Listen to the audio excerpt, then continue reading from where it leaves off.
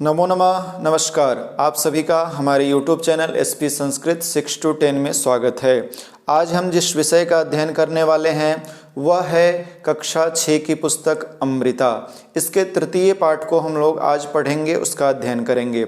सबसे पहले आवश्यक विषय है हमें यह समझना कि एक यानी संख्याओं का प्रयोग संस्कृत में कैसे होता है। तो आइए सबसे पहले आप देख रहे हैं यहाँ पुल्लिंग है, स्त्रीलिंग है, नपुंसकलिंग है। अर्थात यदि आपको पुल्लिंग में एक कहना होगा तो एकः कहेंगे, पुल्लिंग में दो कहना होगा तो द्वौ कहेंगे, पुल्लिंग में तीन कहना होगा तो त्रयः कहेंगे, पुल्लिंग में चार का प्रयोग करना होगा तो चत्वारः कहेंगे। जैसे एक लड़का या एक बालक एकः बालकः, दो लड़का द्वौ बालकौ, तीन लड़के त्रयः बालकाः, चार लड़के चत्वारः बालकाः। उसी प्रकार यदि स्त्रीलिंग में प्रयोग करना हो तो एक के लिए एका का प्रयोग होता है। किसका प्रयोग होता है? एका का। दो के लिए द्वे का प्रयोग होता है, तीन के लिए तिस्रः का प्रयोग होता है, चार के लिए चतस्रः का प्रयोग होता है। स्त्रीलिंग से आप समझ रहे होंगे जिससे स्त्रियों का बोध हो। जैसे एक लड़की एका बालिका, दो लड़की द्वे बालिके, तीन लड़कियां तिस्रः बालिकाः, चार लड़कियां चतस्रः बालिकाः। उसी प्रकार यदि हम नपुंसक लिंग में देखें, अर्थात जिससे पुरुष और स्त्री दोनों का बोध ना हो, उसे हम क्या कहते हैं? उसे नपुंसक लिंग कहते हैं। नपुंसक लिंग में एक का प्रयोग करना हो तो एकम कहेंगे, दो का प्रयोग करना हो तो द्वे कहेंगे, तीन का प्रयोग करना हो तो त्रीणि कहेंगे, चार का प्रयोग करना हो तो चत्वारि कहेंगे। जैसे एक पत्ता एकम पत्रम, दो पत्ते द्वे पत्रम, पत्रे होता है द्वे पत्रे, तीन पत्ते अर्थात त्रीणि पत्राणि, चार पत्ते चत्वारि पत्राणि। ध्यान से समझिए, पुल्लिंग, स्त्रीलिंग, नपुंसक लिंग में सिर्फ चार तक का ही प्रयोग होता है, उसके बाद सब में सामान्यतया प्रयोग होता है। जैसे पंच होगा तो लड़कों के लिए भी, लड़कियों के लिए भी, और नपुंसक लिंग में भी। पंच यानी पाँच, षड यानी छः, सप्त यानी सात, अष्टौ या अष्ट यानी आठ, नव यानी नौ, दश यानी 10, एकादश यानी 11, द्वादश यानी 12, त्रयोदश यानी 13, चतुर्दश यानी 14, पंचदश यानी 15, षोडश यानी 16, सप्तदश यानी 17, अष्टादश यानी 18, एकोनविंशतिः यानी 19। इसको 19 को नवदश या ऊनविंशति भी कहते हैं। विंशति यानी 20, विंशति ही 20। आप समझ पा रहे होंगे कि संख्याओं में जब भी प्रयोग करते हैं तो पुल्लिंग के लिए चार तक का भिन्न है, स्त्रीलिंग के लिए चार तक का अलग है, नपुंसक के लिए चार तक का अलग है। उसका सबका सामान्यतया पंच पंच सबका प्रयोग होगा। आइए अब अपने हम मुख्य विषय पाठ पे ध्यान देते हैं। पाठ में सबसे पहले आप देखेंगे हमें पढ़ना है तीसरे पाठ को। तीसरे पाठ में सबसे पहला है एकः बालकः पठति। आपने पढ़ा है बालक में यानी पुल्लिंग में एक के लिए एकः का प्रयोग होता है। एक लड़का पढ़ता है, एका बाला पठति। एका है, एका का अर्थ होगा एक, बाला का अर्थ होगा लड़की, पठती का यानी पढ़ती है, एक लड़की पढ़ती है। एकम पुष्पम विकसति, एकम यानी एक, पुष्पम यानी फूल, विकसति यानी खिलता है, नपुंसक लिंग में है। एकम पुष्पम विकसति। द्वौ अश्वौ धावतः, दो, द्वौ का अर्थ होता है दो, पुल्लिंग में है, दो घोड़े दौड़ते हैं। द्वे महिले गायतः, दो महिला गाती हैं, दो महिलाएं क्या करती हैं? गाती हैं। द्वे चक्रे भ्रमतः, दो, द्वे का अर्थ होगा दो, चक्रे का अर्थ चक्के, भ्रमतः अर्थ घूमते हैं, दो चक्के क्या करते हैं? घूमते हैं। अगला देखिए आप, त्रयः खगाः कूजन्ति। त्रयः का अर्थ होगा तीन, खगाः यानी पक्षी, कूजन्ति यानी बोलते हैं, कूजते हैं। तिस्रः बालिकाः क्रीडन्ति, तिस्रः का अर्थ होगा 3, बालिका यानी लड़कियां, क्रीडन्ति यानी खेलती हैं। 3 लड़कियां क्या करती हैं? 3 लड़कियां खेलती हैं। त्रीणि पत्राणि पतन्ति, 3 पत्ते गिरते हैं। त्रीणि का अर्थ होगा 3, पत्राणि यानी पत्ते, पतन्ति यानी गिरते हैं। खट्वायाः चत्वारः पादाः सन्ति, खट्वायाः अर्थात खटिया के, चत्वारः यानी 4, पादाः यानी पैर, सन्ति यानी हैं। खटिया के कितने पैर हैं? खटिया के 4 पैर हैं।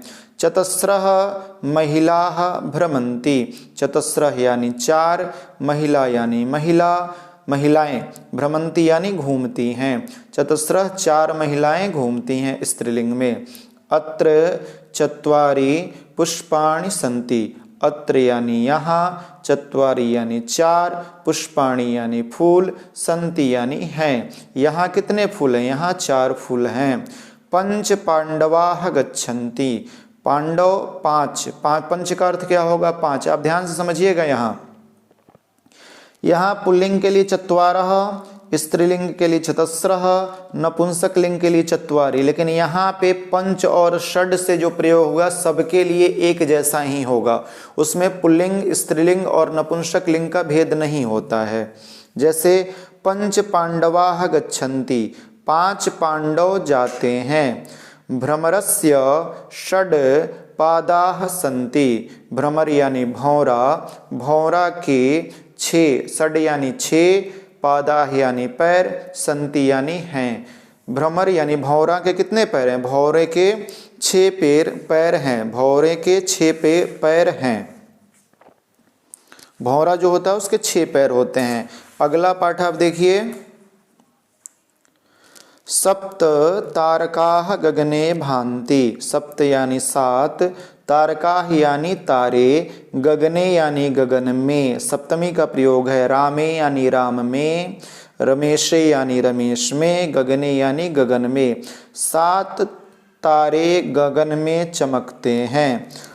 अत्र 8 फलानि सन्ति, अत्र यानी यहाँ, अष्ट यानी 8, फलानि यानी फल, सन्ति यानी हैं। यहाँ कितने फल हैं? आप गिन भी पा रहे होंगे, 2, 4, 6, 8, कितने हो गए? अत्र 8 फलानि सन्ति, यहाँ 8 फल हैं। तत्र 9 पतंगाः सन्ति, तत्र यानी वहाँ, 9 यानी 9, पतंगाः यानी पतंग, सन्ति यानी हैं। वहाँ कितने पतंग हैं? वहाँ 9 पतंग हैं। 10 मोटर यानानि गच्छन्ति, 10 यानी 10, मोटर यानानि यानी मोटर गाड़ी या आप कार कह सकते हैं, गच्छन्ति यानी जाते हैं। 11 फलानि गुच्छे सन्ति, 11 यानी 11, फलानि यानी फल, गुच्छे यानी गुच्छे में, सन्ति यानी हैं। 11 फल किसमें हैं? गुच्छे में हैं। अत्र 12 कंदुकानि सन्ति, अत्र यानी यहाँ, 12 यानी 12, कंदुकानि यानी बॉल, कंदुकानि यानी बॉल, सन्ति यानी हैं। यहाँ कितने बॉल हैं? तो यहाँ 12 बॉल हैं। अत्र 13 पुस्तकानि सन्ति, यहाँ पे तत्र यानी वहाँ, तत्र यानी वहाँ, 13 यानी 13, पुस्तकानि यानी पुस्तकें, सन्ति यानी हैं। वहाँ कितने पुस्तक हैं? तो वहाँ 13 पुस्तक हैं। आप गिन भी सकते हैं इसको। 14 छात्राः नृत्यन्ति, 14 यानी 14, छात्राः यानी लड़कियाँ या छात्राएं, नृत्यन्ति यानी नाचती हैं। 14 छात्राः नृत्यन्ति, 14 छात्राएं नाचती हैं। ध्यान दीजिएगा, तृतीय पाठ का मुख्य उद्देश्य है आप संख्याओं के विषय में जान पाएं, संख्याओं से परिचय हो पाएं। सिर्फ इतना ही इस पाठ का औचित्य है। आइए इसके प्रश्नोत्तर की तरफ हम ध्यान देते हैं। प्रश्नोत्तर पे आपने सबसे पहले देखा था, संख्या का आपने बोध कर लिया था, उच्चारण भी कर लिया था। चित्र को देखकर संख्या लिखें। दूसरे प्रश्न में क्या है? चित्र को देखकर संख्या लिखें। 1 2 3 4, ये कंदुकानी यानी बॉल, कितने बॉल हैं 4। तो कंदुकानी जो है नपुंसक लिंग में है, तो यहाँ पे आप देखिए नपुंसक लिंग में 4 के लिए किसका प्रयोग होता है, चत्वारी का होता है। तो यहाँ पे कहेंगे चत्वारी कंदुकानी, क्या कहेंगे, चत्वारी कंदुकानी। अगले हम प्रश्न की तरफ ध्यान देते हैं। पुष्पे यानी फूल जो होते हैं, पुष्प जो होते हैं, पुष्पम पुष्पे पुष्पाणि नपुंसक लिंग में है, तो 1 और 2 फूल हैं, तो द्वे पुष्पे। अब बालक आपको दिख रहा होगा 1 2, तो बालकः बालकौ, तो द्वौ बालकौ। द्वौ क्यों होगा, क्योंकि पुल्लिंग में 2 के लिए द्वौ का प्रयोग होता है।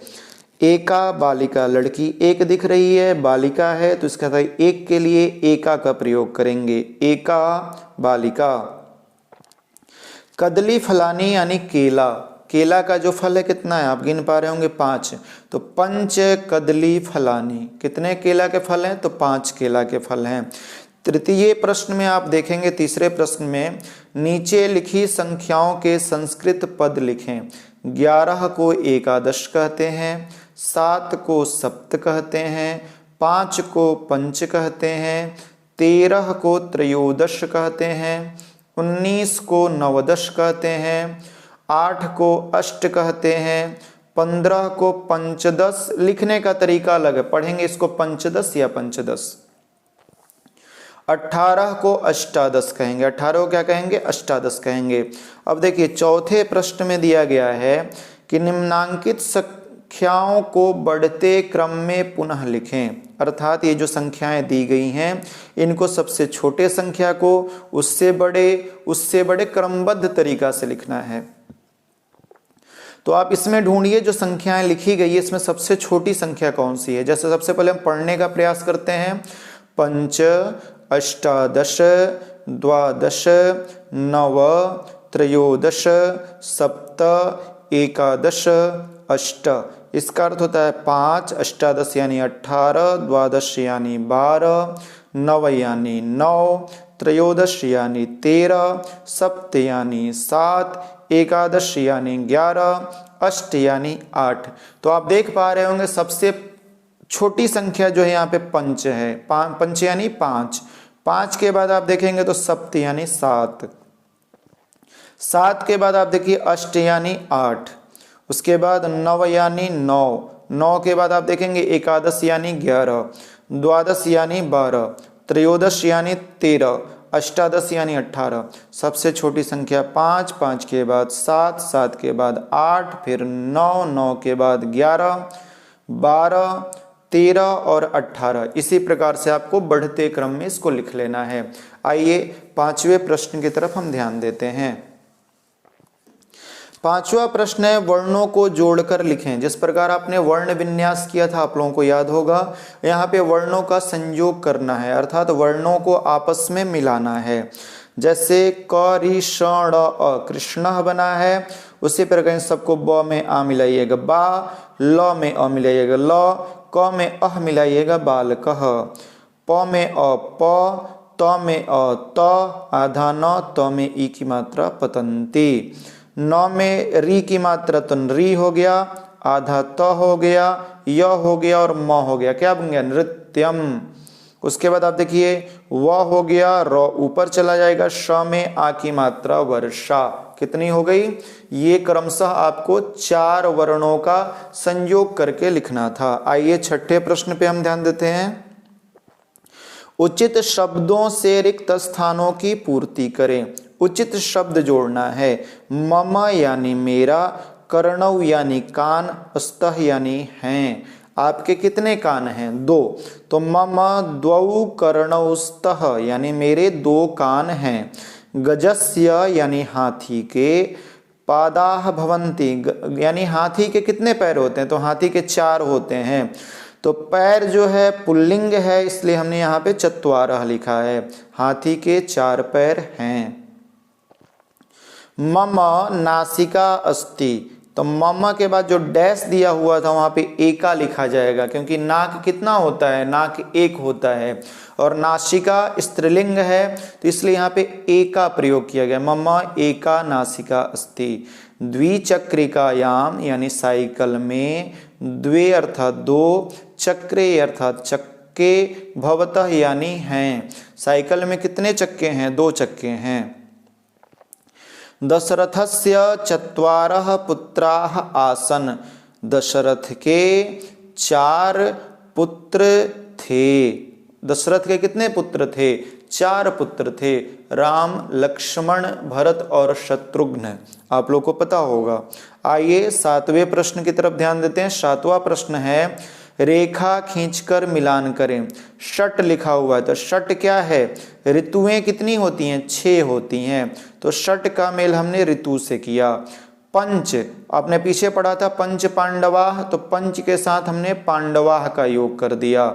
आगे आप देखेंगे द्वौ, तो दो क्या है? हाथ। हस्तौ द्वौ, यानी हमारे जो हाथ हैं वो ये 2 हैं। एकम, एकम मुखम, मुंह कितना होता है? मुख 1 है, तो एकम मुखम। त्रयः देवाः, त्रयः यानी 3 देवा यानी देव, यानी ब्रह्मा विष्णु महेश, 3 देवताओं के बारे में बताया गया है। चत्वारः वेदाः, 4 वेद हैं। कौन कौन से? ऋग्वेद, यजुर्वेद, सामवेद और अथर्ववेद। मुझे उम्मीद है आप लोग अमृता नामक पुस्तक के 3य पाठ को सम्यक रूप से समझ पाए होंगे, पढ़ पाए होंगे। पुनः हम मिलते हैं अगले वीडियो में अग्रिम विषय वस्तु के साथ। धन्यवाद।